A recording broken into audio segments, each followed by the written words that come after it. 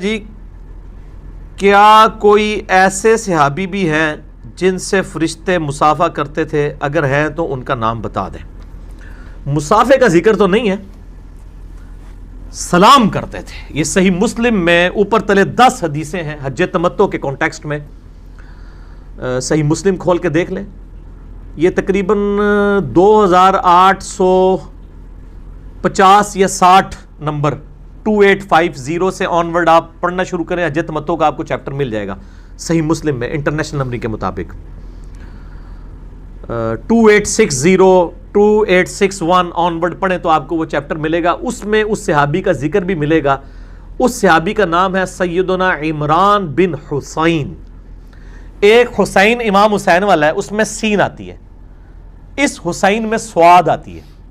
جلیل القدر صحابی ہیں عمران بن حسین رضی اللہ تعالیٰ عنہ علیہ السلام۔ ان کے بارے میں صحیح مسلم میں حج تمتع والے چیپٹر میں آتا ہے کہ انہوں نے اپنے مرض الموت میں یہ بات بتائی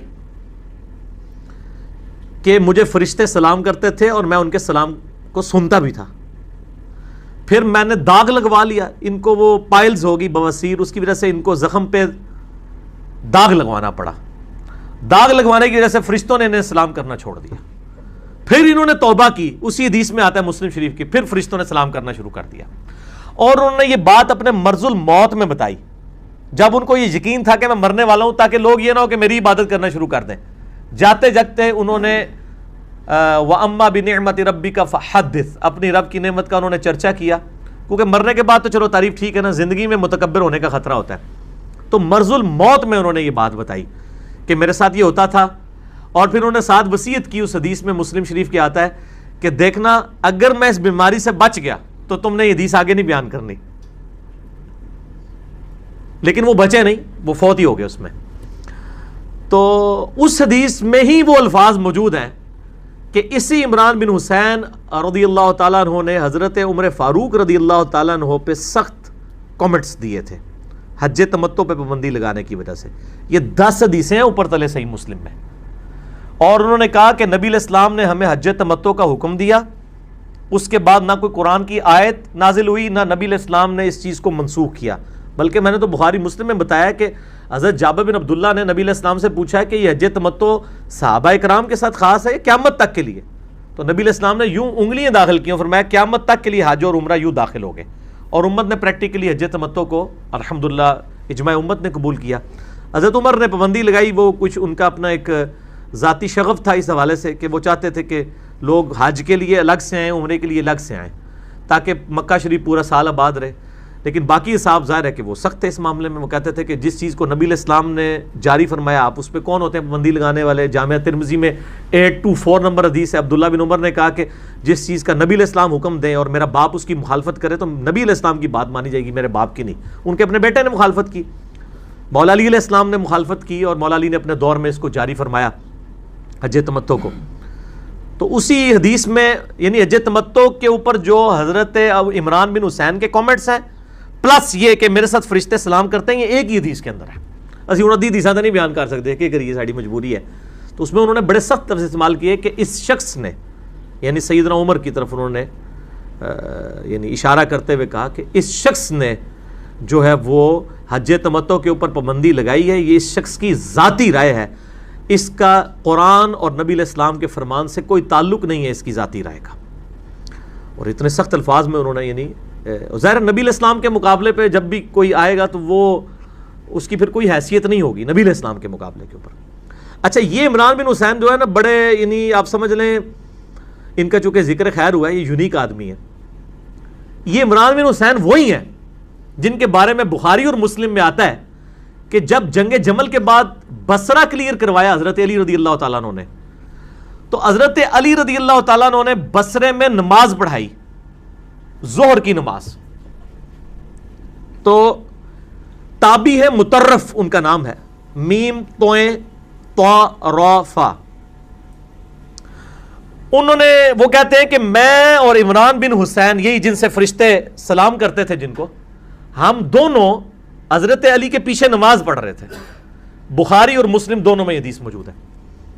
نماز والے چیپٹر میں تکبیرات کا بیان، 860 865 نمبر کے قریب بخاری مسلم میں دونوں میں یہی نمبر ہے, 860 870 کے قریب آپ کو مل جائے گا.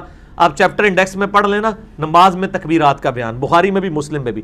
اور ہمارا جو ریسرچ پیپر ہے نماز محمدی والا صلی اللہ علیہ وآلہ وسلم, اس کے پہلے صفحے پہ ریسرچ پیپر نمبر 8 پہ اس حدیث کے نمبر لکھے ہوئے ہیں, جس میں میں نے نوٹ لکھا ہے کہ نوٹ بنو امیہ کے شریر گورنروں نے نماز میں تکبیرات چھوڑ دی تھی, تو حضرت ابو ہریرہ نے ان کو توجہ دلانے کے لیے نماز پڑھ کے بتائی.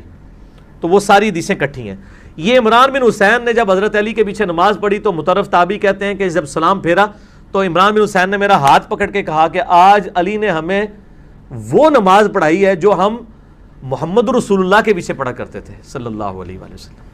اب یہ دور کون سا تھا؟ یعنی حضرت عثمان غنی رضی اللہ تعالیٰ عنہ کے دور کے بعد حضرت علی کا دور آیا ہے. اس وقت تک نماز کی حالت بنو امیہ کے گورنروں نے بگاڑ دی تھی. وہ پہلی تکبیر اونچی کہتے تھے, باقی تکبیرات انتقال جو ہے نا وہ امام کی کو ایکٹ کرنے کی وجہ سے کر رہے ہوتے تھے. تو حضرت علی نے اس سنت کو پھر دوبارہ جاری کیا. تو عمران بن حسین یہ وہ ہیں, انہوں نے کہا تھا کہ آج مجھے علی نے نبی کی نماز یاد کروا دی ہے. یہ وہی عمران بن حسین ہے رضی اللہ تعالیٰ عنہ. بلکہ صحیح بخاری میں اسی چیپٹر میں آپ کو ملے گا کہ عبداللہ ابن عباس کے پاس ایک شخص آیا, اس نے حضرت ابو ہریرہ کے پیچھے نماز پڑھی مکہ شریف میں, اور اس نے آ کے ابن عباس کو کہا کہ آج میں نے ایک ایسے احمق شخص کے پیچھے نماز پڑھی ہے جس نے 4 رکعتوں میں 22 دفعہ اللہ اکبر کہا ہے. تو حضرت عبداللہ ابن عباس کو غصہ آیا, انہوں نے کہا تیری ماں تجھے روئے, یہ تو ابو القاسم کی سنت ہے, تو اس کو احمق کہہ رہا ہے. یعنی اس دور کے اندر یہ تکبیرات اس طرح ختم ہو چکی تھی کہ حضرت ابن عباس کو سٹینڈ لینا پڑا کہ ابو ہریرہ جب نماز پڑھا کے 22 تکبیرات پڑھ رہے ہیں تو وہ تابعی کی آپ ذرا کانفیڈنس لیول دیکھیں کہ اس کو ایک تو علم کوئی نہیں ہے, وہ ان کو احمق کہہ رہا ہے, اس لیے کہ اس نے تو دیکھا ہی تھا. جس طرح آج ہم جب کتاب و سنت سے لوگوں کو حوالے دیتے ہیں, لوگ کہتے ہیں پتہ نہیں کیڑیاں گلاں کردا ہے. یہ بھائی آج کا مسئلہ نہیں ہے, یہ صحابہ نال بھی یہی کچھ ہوا ہے کہ حضرت ابو ہریرہ کے مقتدی کہہ رہے پتہ نہیں ابو ہریرہ کیڑی نماز پڑھا رہا ہے سانو. ادھر پنجابی بولنا ایک غریب تو بدتمیز, ایک علم کوئی نہیں ہے اور اوپر سے کانفیڈنس لیول دیکھیں. ہم نے تو آج تک یہ بات سنی نہیں.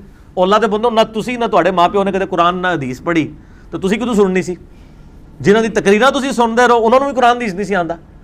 تو یہ جو ہم پہ کرتا ہے نا, نئی نئی باتیں کرتا ہے, یہ سب کچھ ہوا ہے صحابہ کے ساتھ. اور بلکہ بخاری مسلم میں انہی حدیث میں آتا ہے حضرت ابو ہریرہ نے باقاعدہ آل امیہ کے سامنے نماز پڑھی حضرت میر معاویہ رضی اللہ تعالیٰ عنہ کے دور کے اندر, جب مروان حکمران بنا کے بھیجا گیا, اور انہوں نے بلند آواز سے تکبیرات کی اور کہا کہ میں تم سب سے زیادہ نبی علیہ السلام کی جو ہے نماز سے واقف ہوں. نبی علیہ السلام اپنی وفات تک اسی طرح نماز پڑھتے تھے کہ ہر اٹھک بیٹھک پہ اللہ اکبر کہتے تھے, سوائے رکوع سے اٹھتے وقت سمیع اللہ لمن حمیدہ ربنا لک الحمد. اور انہوں نے کہا اللہ کی قسم مجھے سب سے زیادہ نماز آتی ہے جتنے تم لوگ ہو. نبی علیہ السلام وفات تک ایسے نماز پڑھتے رہے. یعنی انہوں نے یہ بتایا کہ منسوخ نہیں ہوگی تکبیرات. یہ تو حضرت علی نے ایسی پھر یہ تکبیرات جاری کی کہ امت نے ایکسیپٹ کیا. حتیٰ کہ امام ترمذی جب یہ حدیثیں لے کے آئے ہیں نا تکبیرات والی, تو انہوں نے پھر لکھا کہ امت کا اتفاق ہے کہ حضرت ابو بکر, حضرت عمر, حضرت عثمان, حضرت علی اور تابعین اس چیز کے قائل ہیں کہ تکبیرات انتقالات کہی جائیں گی. اب بندہ پڑھتا ہے کہ یار یہ کون سی ایسی چیز ہے جو جس کے قائل ہوئے ہیں, کیا اس کے مخالفین بھی آئے تھے؟ تو پھر ہر گل دے پیچھے ہر گل دے وچ ایک گل ہوندی ہے, وہی اصل گل ہوندی ہے. وہ انجینئر صاحب دستے نے, انہوں نے بتا دی کہ یہ بات تھی. اب دیکھیں بات کہاں سے کہاں گئی. عمران بن حسین تھے اوتھے ہی رہ گئے, تو کتنے مسئلے وچوں نکلے. اے مجلس دی برکات ہوندی ہے, مجلس اس کو کہتے ہیں.